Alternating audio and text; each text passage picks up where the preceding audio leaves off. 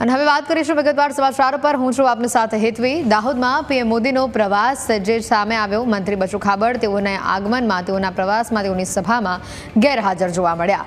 મનરેગા કૌભાંડમાં બચુ ખાબડના દીકરાનું નામ સામે આવતા તેઓ ગેરહાજર રહ્યા હોવાનું માનવામાં આવી રહ્યું છે। બળવંત અને કિરણ બંને દીકરા જેલમાં છે। કૌભાંડમાં નામ સામે આવ્યા બાદ મંત્રીની સભામાં ગેરહાજરી સામે આવી।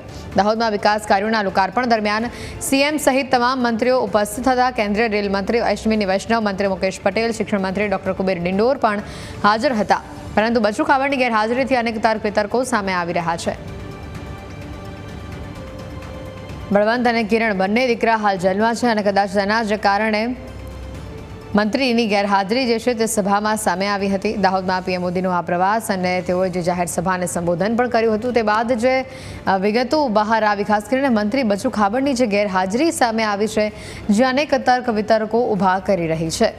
ક્યાંક મહત્વનું કારણ એ જ આવી રહ્યું છે કે મનરેગા કૌભાંડમાં બંને દીકરાના નામ સામે આવતા આ પ્રકારેનું વલણ અપનાવવામાં આવ્યું હોય।